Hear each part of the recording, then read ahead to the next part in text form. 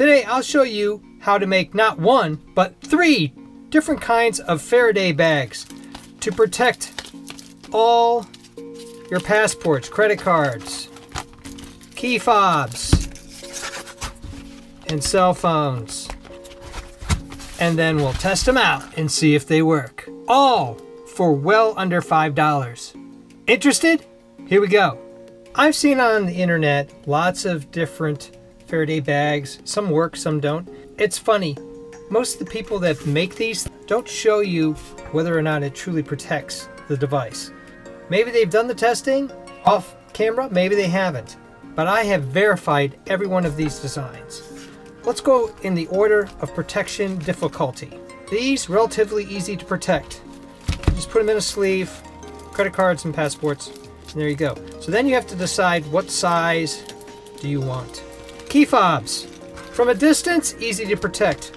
Cell phones or smartphones, I'll show you different techniques on how you can protect that. What you'll need for these builds is pretty easy. All the supplies are readily available. You need some sort of plastic bag. This is a gallon, that's a quart freezer bag, and they're a little thicker plastic, or here is just some cheaper, thinner plastic bags. It really doesn't matter. This one was made with this plastic bag. This one was made with this plastic bag cut. You can either heat treat it like I did on the edge here, some sort of hot knife, or you could just cut it and fold it over. All right, after the plastic bags, you'll need aluminum foil or some sort of foil tape. The copper tape is here. This one, this is aluminum tape. You can look in any HVAC store. You can even get this in Walmart. It's just metal tape. See, that's the sticky end. Same thing with here. This is metal copper tape. It's got a peel sticky side. The one thing when you're using these metal tapes, in order to protect them, you want to use some sort of clear plastic tape. It's a little thicker and it's got to be sticky, because when you get in here, you can see sometimes you're trying to protect the edges in the metal so it doesn't wear down. And that gives it a nice finish. That's the more expensive option. That maybe runs around a roll of copper tape. This is 1 inch. And I got 6 yards of it for about $5. This big roll of aluminum tape you can get anywhere from $5 to $8. You can get smaller rolls for much less than that, around $4. Or you can go the inexpensive route, and that's just using heavy duty aluminum foil, some double-sided tape, and then duct tape to protect the aluminum foil. The inside here you can see double-sided tape. I'll show you how to make one of these. These are just put the tape on. You can see this other side of aluminum tape. Just want to make sure you overlap all the edges. You can see the seam is overlapped on every edge. Up to where the seal is, that locks it down. There's still a potential gap, so you just fold it over like that. This double-sided tape, I like it. It's one of my favorites. I got it at Aldi. Go all the way up to the edge, seal it down, cut it off. And we're making the aluminum foil bag. If for some reason it's not positioning correctly, before you really press it down, just get it on there. You want to go all the way to the edge, but not over. Cut it. Try not to cut the bag, that would be bad. Let me finish the tape job on that and I'll show you what it looks like. The double-sided tape is on both sides. Now it's time to measure the aluminum foil. When I made this version, I only made it 1 ply thick. So I'm going to try to double up in order to have a chance at getting the cell phone to be blocked. I'm going to fold the aluminum foil in half. Again, I'm just trying to double it up. It doesn't matter if you use the shiny side or the other side. Okay, that will be good overlap. Here's where the fun begins. Right down in the crease, get it in place. You want to have an overlap. I have to push the air bubbles out. I'm going to fold this in to seal off this edge. Fold this in, seal off that edge, and then fold it up. Double thick heavy duty foil. Now I'm going to measure it and have it go around 4 times. This bag is 10.5 inches. I'm going to go 11, 44 inches of aluminum foil. And that will give me the overlap. This is a little over 44 inches aluminum foil. Folding it over in approximately 22 inches. Make sure it's straight on this end. You can actually use a ruler. Try not to get it pretty stuck to your bag. Line it up on top. You can see the overlap down here. Now I'm going to take all these off and tape them in place. This is a super duper bag. Here we go. I'm going to line it up to the side. Make sure that it's as straight up and down as possible. It's like wrapping a gift. Now you're going to peel all this off. Before that, I'm going to put another sticky there and sticky there to make sure this all lays down flat. And here's a little simple trick. I took some of the peeled double sides so that I can cut this down the middle.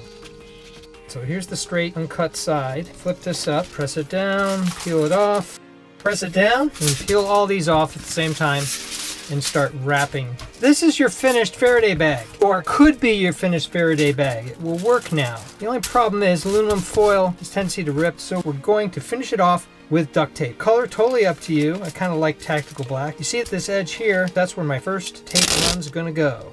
If it overlaps on the bottom, no big deal. You just tape it over to the other side. The next thing I like to do, I'm gonna go around the edges and finish those off.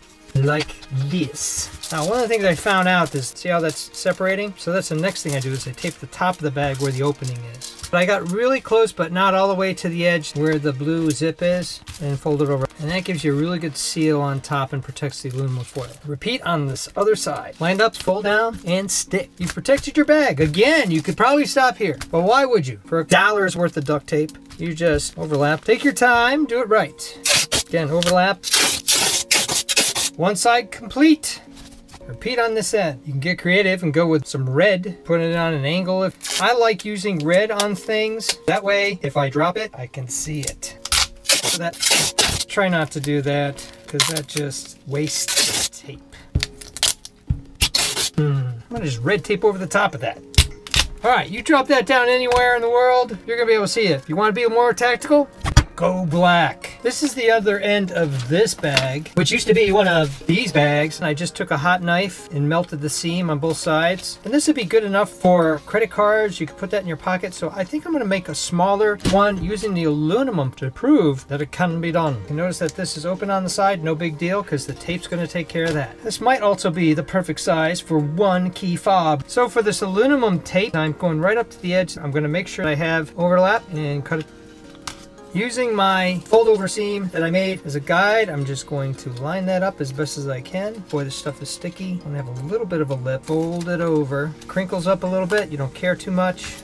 I'm just going to fold the end of the bottom over and make sure it's all tight. And then I'm just gonna run 2 more laps of the aluminum foil starting right here at the corner. You can see I went all the way to the edge, taped it down. I'm gonna pull the rest of this tape and then fold it over, follow the edge, push it down, make it all straight. All sealed off on all sides. One more line of tape and I'm almost done. It's worth pointing out again, folding it over and setting yourself up for success by getting that seam that's gonna go here on the plastic line is really gonna help you out. So you can see that the seam is here and the seam is there. So I'm gonna go opposite direction to make the seam over here. Overlapping all the metal is key to getting a good Faraday bag. I'm going to run a small piece of aluminum tape on this side and this side to do the same thing I did with all these other bags to give it a finish that will help protect it. You can see I did the same thing here. Make sure that you're just above where the zip is. Bag will become stiffer. See if that's good for the fob. Perfect size for the fob. Put that in your pocket. You're good to go. I'm going to put on barrier tape just to give it another layer of protection. One here and then a couple across. And one for the top. From small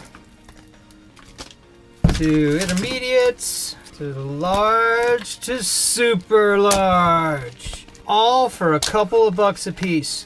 Let's go test these. Okay, the first thing we're going to do is the fob test. This is the fob to this car. Car's locked. I get it close, it opens it up. Now, the first time I did this test with the earlier bags, I actually did it so many times that it killed my battery. So I'm going to be pretty careful about it. Probably pause in between and start the car up every once in a while. Here we go. Car is locked. First bag I'm going to use is the silver bag. What we're defending against here is people who are coming up and trying to read your fob. So if I can keep it this far away, which is probably about 5 to 6 feet, I think we're good, because that means protect my car from being interrogated. Now, we're going to try the copper bag. Seal it up and fold it over for good measure. Copper bag works. Okay, aluminum foil bag. Fold it over for good measure. All of these bags work. If this one single ply aluminum foil bag works, I'm pretty sure that the heavy duty 2-ply aluminum foil bag is going to work. That's not going to be a problem. Now let's try something where we get to the cart and see if we can set the sensor off this way. So it appears that the car is locked and the fob is shielded by the single heavy-duty aluminum foil. Now we're going to try the copper bag and see how close we can get to the lock and see if it sets it off. Okay, wow. So that set it off pretty quickly. About 2 to 3 feet. Let's lock the car again. Use the aluminum HVAC tape. See how close we can get. Better than the copper. About 6 inches away. With this test with the fob, what did we learn? That the aluminum foil, the cheapest solution, actually worked the best. All of these would work if you had this stored in your house. I think you're okay. In fact, I actually use this one in the house. And they'll all work. Ranked in level of security, the aluminum heavy foil version of the Faraday bag is the best. Next test is cell phone coverage. We're going to see which of these bags, or maybe we'll put bags in combination to see if it will protect a cell phone from being triggered off or sending a signal to the cell phone. We're going to do this test by calling on the house phone to the cell phone in the bags. So when this happens, we'll hear that chime. Test 1 will be the copper foil. Seal the bag, fold it over. Now we'll call and see if it rings. Alright.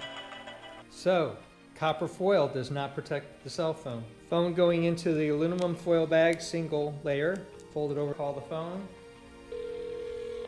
Your call has... So, the single aluminum foil defeats the cell phone. The double aluminum foil will definitely defeat the cell phone, but let's put it in there just for fun. This time we're just going to seal the bag, and we're not going to fold it over. See if that makes a difference. Okay, so that didn't come through either, even with just the bag sealed, not even folded over. Let's try it. We'll put it in here, in the single foil bag, call, see if that makes a difference. Zipping it, not folding it over. Okay.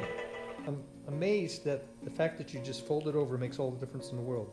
Of all these options, it appears that the best thing to do is the cheapest thing to do. Heavy aluminum foil and duct tape. Make sure you seal it up, fold it over, and that could protect virtually everything you have. If you want to be super protective, you can double up everything like on this one and fold it over. You might be ready for any kind of EMP attack. I'm not really sure. Hard to test, but we'll see how this goes. Comments are always appreciated. Tell me if you think I got this right, or if you think that there's things that maybe we should change up and do over again. And if you would, please hit that subscribe button down below. I really appreciate it. I did an analysis on YouTube, and believe it or not, 99% of the people that watch my video don't subscribe. And I was just shocked. Stay tuned for more Faraday tests on different objects. I've got some other ideas I want to try out to make the cheapest possible Faraday cage or Faraday bag or Faraday situation that anybody can make on the fly, in desperation, the comet's coming in, the solar flares coming in. What are you going to do?